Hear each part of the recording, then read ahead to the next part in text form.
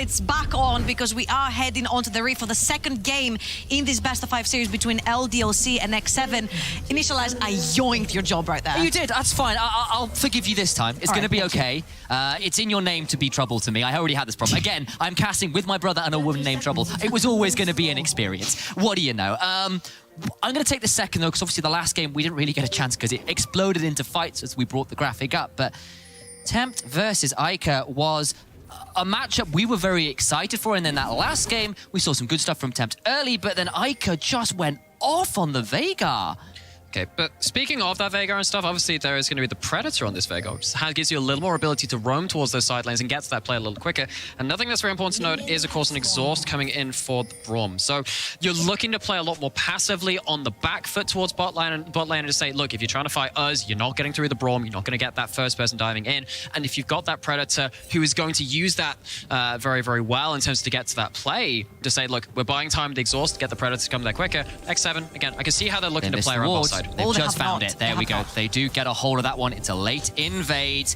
Have to see whether it'll come and defend it. Yike has rotated down towards it, so it will be a fight for the level 1. But this is into Braum. I don't know how much LDLC wants, but look, well, maybe if you bring the whole team, maybe if you bring the whole team, it will work. Because Veigar's not mid lane.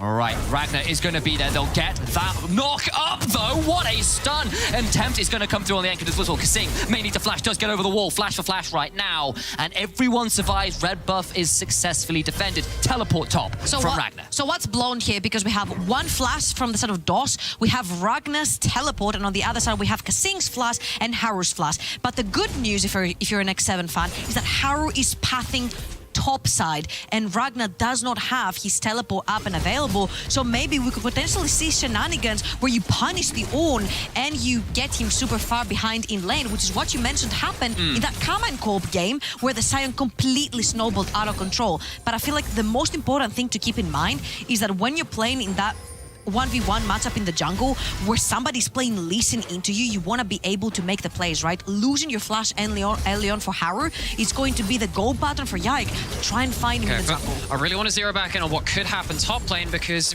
Lee Sin has the option to go red, Raptors, Grump. They have the quicker level 3. They get towards top side quicker. You don't have the option of skipping as many camps as the Viego, and that's why Yike is currently just a few seconds ahead of their opposing number, and Ica with that Prio early on gets to get some vision on the other side. Things are, by seeing him not doing Raptors, you still know his pathing by process elimination.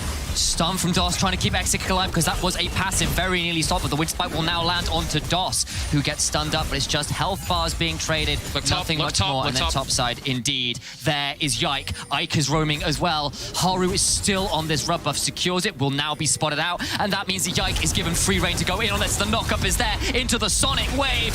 Resonating strike comes through. Jaeger flashes. It'll force a flash out of Yike, and he'll get right back out with a safeguard. First blood to LDLC. But this is quite basic. You understand you've been delayed in your jungle clear. You understand that Lee Sin is going to get towards top side first. And while Jaeger got the early push, seems like a miscommunication between Jaeger and the rest of the team. Somewhere in that communication chain, something's broken down. LDLC take a very simple first blood top side. They do indeed, and of course we're going to have to talk about bot lane instead, because big engage from DOS. Kasing now taking over, they exhausted down, but he has no flash. Anata trying to step forward to get onto XK, but he's run out. There's the heal. He flashes into the bush, out of vision. Flash away from Nata. Here comes Haru. Gonna try and turn it around. There is a Spectral Maw. Still not enough, and DOS gets that one. It's a 2 for none right now, and LDLC are running away with this early game. And yet again, the LDLC bot lane absolutely dominant towards the bot side of the map. They only cashed in on 1 kill in the previous game. Now they take both Nata and Kasing down with them, delaying Haru in his jungle here as well, because he has to hold the wave for them. It's absolutely a disaster for X7. Summoners here. There's no mana on DOS, but Haru can't quite make it work, and Kasing wasn't there quite in time, so momentary hype delayed. We'll go back to this replay. Wait, which one does it show? Okay, it's going to go towards this boss side. Yeah, this is that double Zenith blade, gets right on top of Nana, and while Kasing does have that shield, you're level 2. You don't have the ability to like even buff up everyone's defenses with the stand behind me. Gets out level, doesn't have the flash, and LDLC's bot lane, as you said, just find another great window to punish X7's 2v2. And I feel like when it comes to LDLC, we mentioned how they like to play the early games a little bit slow. I would say I'm really surprised with the way that they're not only matching X7's aggression and punishing it, but they're creating their own through bot lane pressure every single time. LDLC's bot lane, Exakik and DOS have one-upped Nata and Kasing back-to-back in 2 games. And if that Aphelios was a problem later on in the previous game, now he already is. He's up CS, he's up experience, he has more gold, there's one more pickaxe. There's one pickaxe more than the 2 longswords that Nata has in his pocket, and this is going to be extremely problematic. And then kind of zooming this out again, because obviously in this series, see that LDLC, first game, really ran away with it after a series of mistakes. It happens even earlier on in this game, and this is meant to be a series between what we considered to be tournament favorites before this. And LDLC, they went undefeated in that group stage. Of course, X7 dropped 1 game in the regular group stage games and then also dropped themselves that tiebreak to Carmen Core as well, but still looked strong. But LDLC kind of getting such a large gap advantage between them and X7, so much more than I had expected. At least it is for now. Of course, still got a lot of this game to play out. Still only 1,000 or so, well, 1,500, let's be fair at this point, towards LDLC, which is significant at this point in the game, but there's a lot more to play out, and X7 do scale pretty well, but more plays like this, where Jaeger gets interrupted by a flash from Ragnar, puts him into a very difficult position, gonna try and get that decimating smash. It might be a 1-for-1 though. Jaeger gets away with it, and in that 1v2, he gets a kill on the board for X7. And he gets to push the wave. You have that zombie passive, no teleport, of course, on Ragnar means that it's still gonna be the Ornn losing out even more individually. So Jaeger, though he's fallen prey to a couple of players, still ahead of the curve. No teleports available. That means it's just a straight dive. All the summers were burnt earlier as well. It's just dead to right. Exakik is kicked down. That's a pretty well executed dive from X7. We saw that the top lane play. Wow, okay, Jaeger taking that 1v2. Well, of course that means there's a number advantage elsewhere, and X7 pull off the cross map, and it's that Aphelios who we praised so much in that TV2 has a bit of help being pushed down.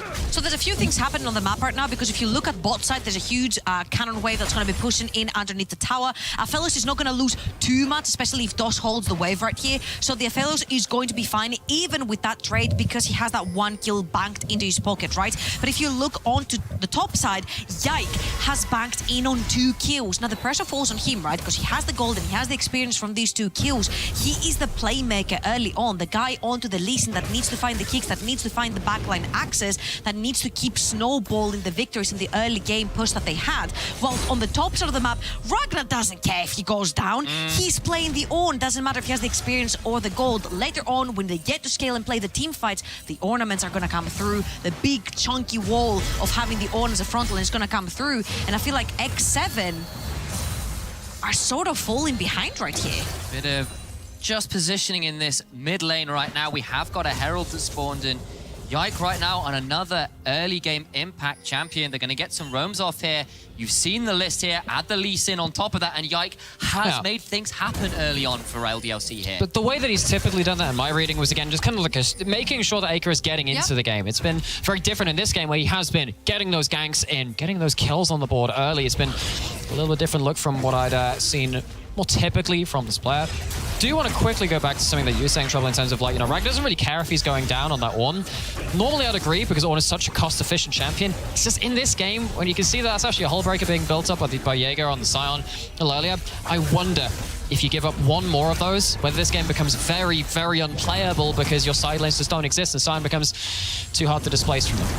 Not the easiest tank killing in a side lane 1v1 with the draft that LDLC have. While this was happening, of course, Yike did secure the Herald. There was no contest from X7. I'm not sure they really got all that much in the way of plates bot side, so it feels like a pretty straight up win for LDLC. Haru will now start up the Infernal Drake, though, and that might be a delayed trade. He is going to start the Infernal Dragon, especially because LDLC's bot side 1 DOS was resetting, so he wasn't on the bot lane, and 2 Exakik is being pushed underneath the tower with an entire wave. First, tower plating on the bot side is going to go to the side of X7 as well, and they do technically have numbers advantage as well, because Tempt has moved first from the mid lane. Yike does manage to dodge away from most of the CC there, takes a Dark Matter, but doesn't walk into the walls of the event horizon, so just zoning him out for potentially going from a steal. That's about it. It is Jaeger will take this opportunity to teleport back topside with a hull breaker first. That's it. I was just about to point that out. We have that. You know what that means, sadly. Ornn is no longer able to play this game. Like, I saw the option there. Is that the Forge Fire? Is that what that is? That's the call of the Forge God trying to he cook did up. fire bomb his He's got the Syndra. He does. But I mean, at this point, I mean, you are really going to struggle to hold that lane. We can see that there were a couple of individually okay plays and trades coming in, but at this point, you are going to be stuck under your tower for the rest of the game. Well, when we were fighting over which analyst would get a hold of the Telestrator, I felt like I should have given it trouble after that, because clearly you can't be trusted. Already setting everything on fire here, both literally and graphically, as Jaeger takes up a couple turrets. Yeah, you don't want these. He's just proxy farming at this point. He's got a blast go. He's going to walk away. He has to be extremely careful though, because if you look in the mid lane, Aika is pushing the lane. He starts hovering towards the top side of the map. Yike onto the Lee Sin is towards the top side of the map as well. And yes, even though he might get away with a kill or when the Ornn and the Lee Sin is there, add the R into the mix, add that AP damage into the mix, and you might end up going down. You definitely don't want that, especially when you're that ahead. You just probably could see kind of like some public service announcement kind of advert just being like, split push responsibly. You know, you still need to have that amount of... Hull breaker. What are you guys doing? Like, hull breaker, split push responsibly. All right. This and other products... Is this how you advertise patch changes? Just like random adverts in patch notes. I'm down for this. We've got a mid lane shove though, and LDLC are all here. Temp gets stunned. Aika goes forward for the charm, but Kasing is there to try and buy some time. That will keep the mid laner alive, and now they're going to have to back out of the dive, but they're still going to get the Herald come in and secure 4 plates. Aika hops forwards, but he's safe to do so. Again, you can see the LDLC bringing a lot of members mid, trying to secure that lane. If they get those mid outer turret, suddenly that side lane pressure gets harder to, again, push responsibly, because you're going to lose out on vision, you're going to lose out on that territory. It hasn't happened right now. There's no vision from LDLC on the other side of the river. As soon as that mid lane turret does go down, with it that low HP, you have to imagine it will do at some point. Game gets harder for X7 as much as they have the building blocks. There's something very strong in that Sion getting ahead. And as much as you can't control sideless anymore once the mid lane tower falls, you also don't have a safe lane for your Jinx and Veigar to push forward and try to get the waves. But Haru is possibly looking for Aika, doesn't have the ult. Doesn't have the ult, but there is a Spectral Morph, forces a flash out of the Ahri. Nice little gank there from the former world champion. Okay, so now you have Flash and Veigar. You can flash forward for a cage. You don't get out of that unless you have the flash yourself. So LDLC, as much as they committed a lot towards that mid lane, potentially not able to do the second part of that plan to take down that turret. And you have Demolish, you have a Hull Breaker, you have a Jaeger who is laughs at your structures. They're going to try and stop him from getting that auto. Does still get it. That is the 4th plate. Goes unstoppable with his own ultimate and will happily trade that out for the turret plate. What a noodle fight.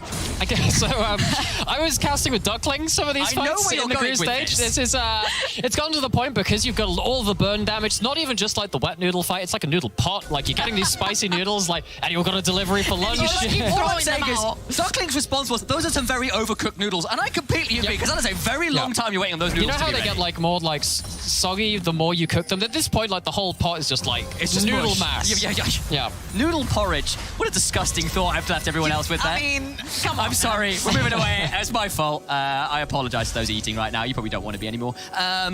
Gonna see LDLC starting to roam towards this bot side though, and Natsa and Kasing need to be a little afraid of a dive. There's no teleports available. Yeah, and the very important thing is that there is no teleports available for X7. That means they actually need to walk through the jungle. You see how Temp needs to be so careful, and he's pinging around the jungle because they don't know exactly where Yike and Aika are. And if that Veigar gets caught, he will very easily go down super fast. And on the other side of the map, you see that Jaeger, you mentioned Namera, he wants to split push. He doesn't care too much about the teleport. Yeah, this is the two-stage plan. Lee Sin has a lot of burst. But here comes Kasing, they can try and turn it around. He gets the glacial fissure to try and turn it around. Yike now having to get out in danger as well. Those Braum passives in the jungle could be pretty terrifying, but it's just the flash out of Haru, and that's all that's won there. Okay. X7 defend it well enough. So let's see what's happening on these side lanes. You got one tower going down on one side, and as much as I appreciate your efforts right now, I mean, you see that happening. Let's see what happens on the bot side too. If Elios is pushing in towards that turret. Jaeger now in a bit of that wet noodle fight, coming towards the end of its cooking time perhaps. Does avoid that pillar, and the bot side, they are going to get the shove in, and that will be Gold into exit kick, and we saw what he did with Gold in the last game, namely run over every single team fight he was in. So we saw a lot of things happen in the last minute, focusing in on what happened in the bot side jungle. This is the part of the game where it gets difficult when you lose control of mid lane. You lose that vision across that jungle. You've got, of course, a lot of vision kind of cropping up here. Look, see if Jinx has been spotted on the roam. You're going to have the wave pushed in here. That's a whole side of the map which you don't have control on now, which means it's going to be harder to avoid fights. And you have a Fellows with that amount of gold. If you're not avoiding those fights, you're certainly losing them. Massive level discrepancy here between Haru and Yike as well. That is 2 levels. That is a 2-0 Lee Sin, by the way, and this is the price you pay for trying to continuously make plays, especially when you're 2-0. That's even Horizon. Yike Yike is in a lot of trouble. And then we finished that word up correctly, as I got a little bit tongue-tied momentarily. Either way, he does get out with having to burn, I think, is quickly enough away, but X7 onto this Dragon will be their second of the game. Yike will be around, flash out of the Solar Flare and the Zenith Blade. It will now come down to a smite fight, secured by Haru, though, who doesn't miss that. Jaeger on the other side, though, comes in with an unstoppable force. It's blocked out by DOS. The charm lands, they're now trying to flash away, and X7 cannot secure any kills. It is a Dragon and no deaths, at least thus far. That is 2 Dragons secured, though, and this is the win condition for X7 right now. You've stuck 2 of them. Kasing! He's gonna get hit by the Forge God. The door is down, goes Golden, but I don't know if he's got a way out. Can he get close enough to Nata? Throws down the Exhausted, the Glacial Vision, stays alive, and now the turnaround can come through. Tempt is here as well. Yike does not go down. He's shut down by Jaeger. 2 already. Tempt gets Ragnar on top. Massive win for X7 as they tried to punish LDLC, who go too deep. A Spectral Maw stuns up DOS. He's trying to get away. Ika gets an Everfrost into the decimating smash. Haru is the one who secures the kill, though, and X7 come out on top. And it's LDLC this time that go a little too far. He's got they no end up summoners. diving. S-Kick is under tower. He's got himself okay weapons, but no ultimate. There's a teleport there's 5. more. They can try. They're going to come in a 3v1 at least for now. No mana. He's got Gravitum and Severum and not much else. They'll start walking him down towards what was their tower. Of course, it fell earlier in the game, and That's that's going now. to give it over, I suspect, to Nata. So that's going to be the fellows going down and revisiting whatever the heck happened in all of that phase of play. You can see that, again, LDLC, I think they made the right choice at the start of this. You want to force those fights. Stop X7 avoiding the 5v5s. You have a Hullbreaker on your side. He's not going to be the strongest team fight frontline. You lose a lot of that value when you're too close to the teammates. Jaeger, though, found a right angle to get to be a frontline, whilst also not being within that Hullbreaker range. LDLC lose that fight, and then for some reason stick around for an extra part of it. He's got no flash, he's got a Solar Flare, and not a lot of damage left to him. Does survive it until the Primordial bursts into straight back to the Stone Age. It's a grey screen for DOS. And I feel like I agree with everything you said, Nightmare, but it's also, I feel like, the pressure on Yike. He cashed in on these 2 kills very early on. True. You're playing the least, use you're that playing advantage. the playmaker, Yeah. you're trying to use your advantage. You've now fallen 2 levels behind. You need to make a play. You need to be proactive, because that Lee Sin is as useful as he's gonna be right now. He's as useful as a kick onto a very important carry. And as you can see here, I feel like it's all up to Kasing. He absorbs so much pressure. Beautiful stopwatch on the Ornhorn right here. And as you can see, Nata is on the side as well. Puts down the jumpers. He's going to eat away onto the Viego. And once you see these resets coming through, when Yike goes down, Nata gets excited. He's able to get back into the fight. They're pushing forward with Haru resets as well. Now he has the Lee Sin, and you can see how the snowball effect begins. And again, this is an X7 where it's like, I'm gonna copy LDLC's homework, but I'm not gonna make it very obvious. And now LDLC's into pressure to pushing into the jungle. X7 are playing the kiting call.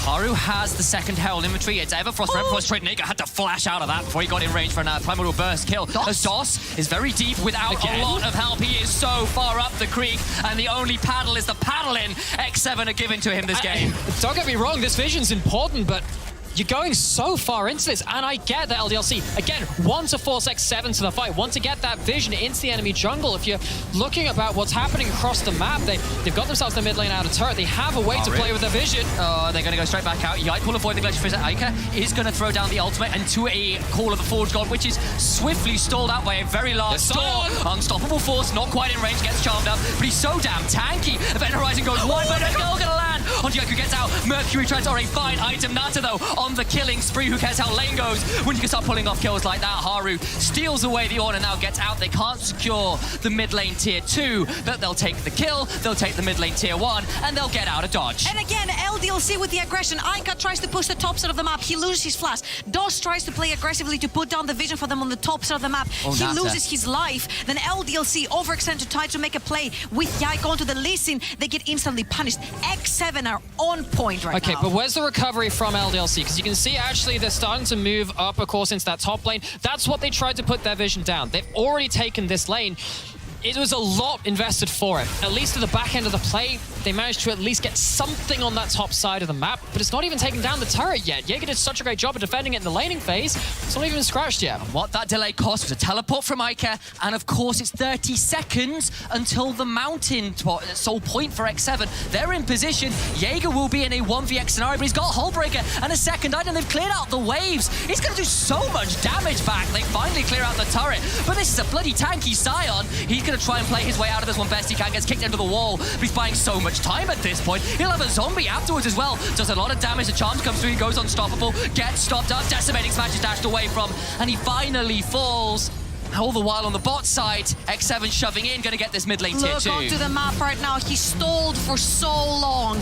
Both mid and bot are pushing. Mid lane tower is actually falling, and the next objective on your maps is going to be that dragon spawning, because it's going to be soul point for X7. And if they were tanky to begin with, now with Mountain Soul in 5 minutes, they're gonna be even tankier. LDLC are on a big timer. I know the Sion has become a bit of a meme in recent seasons, but that was a good death. Question is, how much can you get? The LDLC are trying to, again, ratchet up the tempo, force X7 to come to them, and they're doing it through the Nata can't walk forward there himself. So Sing that eats the charm now, and Ica is on half HP. I'm not sure how easy it's going to be for him to survive this. Glacial Fissure onto Ica, but Haru has to ultimate away with the Heartbreaker. They're going to cut the flash out of Kasing, who try to get a pick onto Ica, but Baron is stopped, and that's about it. And serious credit to LDLC for, again, even though they've taken some bad fights, again, try and force X7 away from the strong parts of their composition. However, in this game, X7 are keeping themselves abreast of this pressure which LDLC are putting onto them, forcing themselves to make these decisions in the correct timing. And now X7, soul point, got themselves to huge items, got themselves a gold lead. We may be looking at LDLC's first loss in the entire tournament. They are 7-0 thus far. They're the LFL first seed. They are from the region who are the reigning champions of the Amazon EU Masters, even if they are not the champions themselves. Karmine Corps playing, of course, later in the week. Either way, this is an organization with incredible pedigree, from a region with incredible pedigree, who have been playing with a level of class at this tournament, which made them a front runner of the whole damn thing. X7 looking to bite back in this second game, though, and a very good position to do so. And I really love what X7 is doing right now, because they're putting Jaeger towards the top side of the map, because they know that this is going to be the closest to Baron. But X7 does not necessarily have to push the Baron, because then if they group themselves up inside the pit, then they give LDLC a big open to try and get the pick on them. All they have to do is lay down their vision, put that Sion back onto the Ornn. You see the teleport onto Jaeger is going to come up really swiftly, and LDLC are back onto the game. They're trying to get the vision towards the Baron, trying to bait X7 to walk into them. The other thing is as well, why do you take the Baron? So you can take towers. You are already taking towers because you have a Sion with Hullbreaker who is this far ahead. So again, part of the allure of Baron is being able to close out the game. X7 are already starting to get these advantages put to each other. They don't need to threaten anything. They don't need to put themselves at risk. You already said the geography of that pit already not great when you're on red side against so much target access and everything else. But LDLC looking to still pick off X7. Find a way, because again, one pick could lead into a Baron for them. They're not out yet. They are at a slight disadvantage, but to get that one pick, it will change in a moment. It's a very dark red side jungle for X7 right now. Just trying to fight for a way in. LDC were lurking. Thank you, observers, for the view right now. It is currently quite dark. Haru finally gets Scenic sights on Summoner's Rift. Ica could look for a bit of a pick here, but Temp will be around. I don't know how much he'd want this. Looking for it, they catch the charm. There's Yike, gonna get massive damage back out. Don't quite get the kill though. Yike is surely about to survive. Goes into Haru. I can't quite got the kill. Now Temp's in trouble as well. The Korean LCK duo are dead. It's double over to Ica now with 2 members dead, including your jungler. LDLC can retreat back to Baron. And what did we say? It's the one pick and everything can change off that X7. They're gonna be forced to go towards this Baron. I think you can let this one go. Jaeger has the ult, but LDLC, somehow, some way, they find their moment. All right, LDLC in the 5 versus 2. Jaeger not here at this point. They're going to try and come in. There is the ultimate to get here in time. Charm goes wide. A lot of damage into the pit, though. Remember what Danny did over in the LCS. Can Nata do the same? But not yet. He's trying to survive best he can. Look at Exit kicks. Shurikens flying everywhere. 2 more down. A shutdown for Yike. Jaeger gets out, but everyone else from X7 fell in that. Actually, you know what really leads into that? Remember how much effort LDLC put in towards that top lane turret just those minutes ago? Committed that teleport, even after the lost fight. It leads to this vision, which leads to these picks, which leads a way back into the game for them.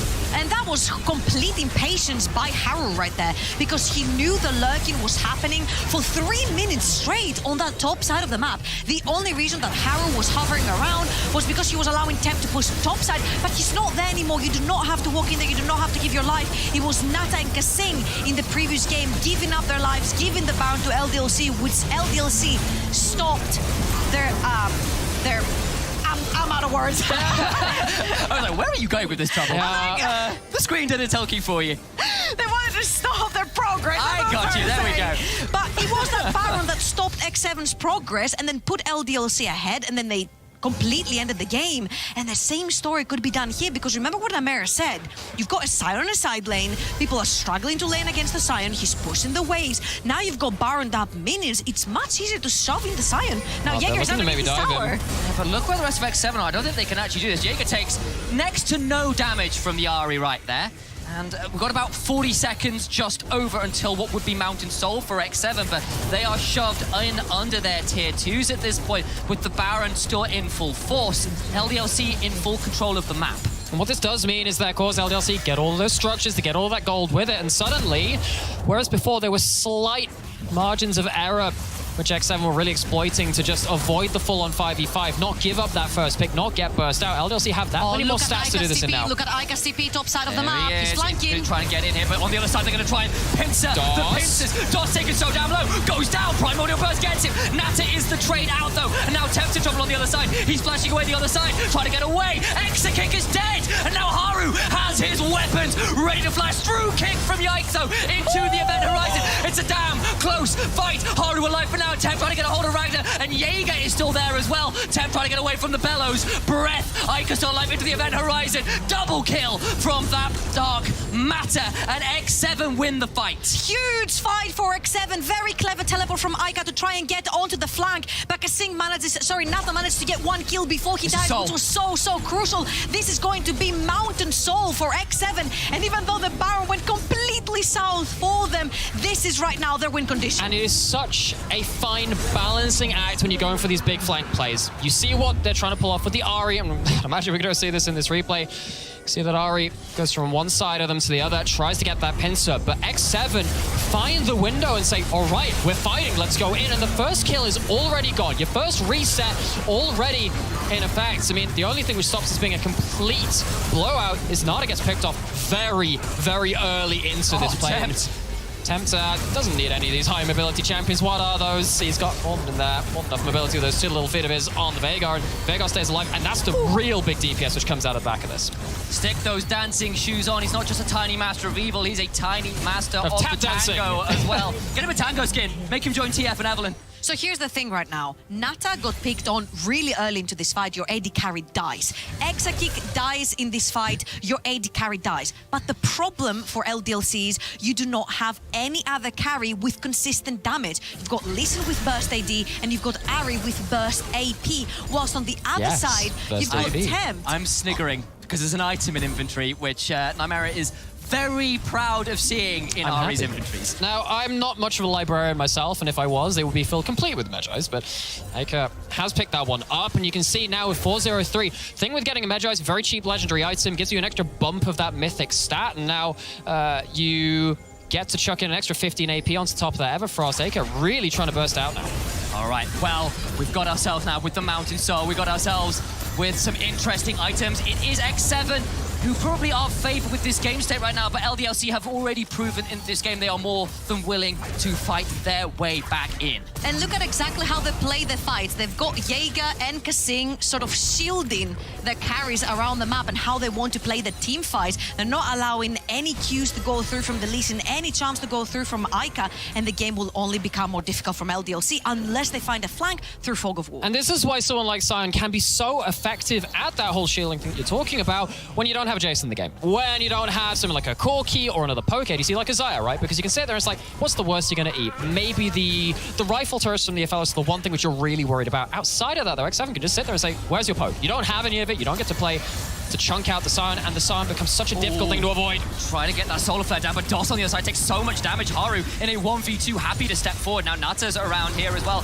Ragnar charging away with the searing charge, but into another Event Horizon. Haru has to go golden though. He takes a lot of damage. Ragnar survives for now. Can't quite get the kill. He's into Ica, does get it. Now needs to steal away the Ornn. He's gonna get back over the wall, but no, not for a searing charging forwards. We'll have a reset on the ultimate to work with. Yike does get rotated on the other side, but a decimated smash misses. Tempt is there though. Event Horizon flashed away from X against to burn the heal as well. Is one death right now. Sorry, two, because of course DOS fell as well. And X7, with the jungler forced out and 2 members dead, have got control of the Baron pit. And when LDLC took their Baron and got that huge golden pocket, we're saying, okay, well, maybe those very close fights beforehand, where the first target does get away on a sliver of HP, maybe that doesn't happen anymore. Well, this is what happens when you give the Mountain Soul back in return. X7 now feel very much emboldened. Doesn't matter, though, the hull breaker is deactivated on the side. He has got so much HP. And X takes so much damage. He's gone. The primordial burst deletes him from the rift. He is removed from the damn code of the game at this point. Ica and Yeljike on the other side. This Imperious mid-jungle from the LFL need to find some magic.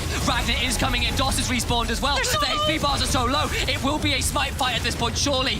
Can they keep Yike out of the pit? Ica stepping forward. Call of the Forge God. Tempts in trouble. Goes golden. Solar Flare timed out. And maybe they've done it. They've stayed too long. They can't clean the Baron. Haru on the other side. Can't get in. LDLC will secure Baron after this as well. That's it. X7, they go and tank that Baron. All of their damage goes down. Haru's trying to find some way. He's got the ult. Doesn't have the damage. Ica's a godlike member in this game. He's 24 stacks on the Medjais from 10 to 24 in a blink of an eye. And then suddenly, that's the Baron gone. Those are respawns, which are still pretty long from LDLC. Can they try and end? You've got the Jaeger. Sion with so many items, so much HP. Does have a little bit of wave clear, but it's against the Baron creeps. X7, they were in such a commanding position. They can't end. Exakik is on the bot side of the map. I think they're going to be very content in taking that mid lane inhibitor tower, having a point of pressure on the map in the mid lane, and then try to use that Baron once. Okay. Yeah, Temp can teleport. They can think about going for this. They're going to step forward. They've got respawns coming through. LDLC overstayed. Now they need to be in a little bit of worry, but they won't quite manage to keep it up. Jaeger thought about looking for it. Ragnar gets that top lane tier 2. And we are left with a moment to breathe here. And I am so impressed with how LDLC managed to zero things down and to say, look, this is the exact play we need to win. How do we go about getting that? And they find a way, once again, second time in this game, where again, on the brink, maybe at the edge of their first loss in this whole tournament, and they still find a way out to a winning scenario. Now, it's not going to be the end of the game. The second time, LDLC really hurting X7's indecision. But you've got ways that you can actually go for the Baron. Right here, the Q actually expires. So if X7 had stayed inside the pit or towards the bot side, gone for the Baron, stole it, and then maybe members can just walk towards the other side of the map, you see Haru and Kasing would 100% be able to sort of ult through, and then you have Kasing fallen as well. You would sacrifice 2 of your members, yes, but then you would have Baron on 3. And I feel like X7 and Barons is just curse. Okay, and speaking about that last fight, person who was on the edge of that screen was the Ahri. 24 stacks now. All it takes is one good fight with a Medjais, and suddenly you are an incredible threat. Ahri struggles to do damage unless you really do snowball in this game. Medjais helps you do that even more so, and suddenly X7 needs to be very careful of who's caught on those sides. Elders up. Unsafe. Yike steps away from what would have been a decimating smash that could have put him in trouble. Ragnar gets that wave shoved in, but X7 are here in the river. Ica on flank though. Here comes Exakik trying to stay away. Jaeger throws down the decimating smash. Watch for Ragnar. Watch for Ica on the other side. Gets a charm in. That's a huge amount of damage. Haru taken so low. Staying alive for now, but X7 so damn low. They have to retreat out. Ragnar and Exakik over the wall. Ica staying alive. Takes some damage though from a Winter's Bite. Now needs to be in danger from this. Sion gets slowed. Elder Dragon taken down low, but Nata at such a low HP bar, needs to be afraid, needs to be so scared. Haru at 5% HP. If that, LDLC can win this fight with the health bars, if they can keep that jungler away. Can't get in, Elder Dragon secured, and the burns start flying through, wings flared, and they are going to wipe the fight on top of it all. That's a game for LDLC, and they move to match point in this series. And in this game in particular, where X7 found themselves a team comp which maybe could outscale, maybe could fight later into the game, find themselves an advantage, find themselves sold, but LDLC see the path to victory. They see it not just once, they almost give up that advantage. They have to do it twice, and they do it. Find themselves a path to victory. What exceptional team fighting. What an exceptional Baron hold from LDLC to prevent X7 from taking over the game. They are now at 2-0. They are now 1 game away from making semi-finals. They are still undefeated. 8-0 right now at the Amazon European Masters. And we called LDLC to be really good at one particular playstyle, which is be passive in the early game, scale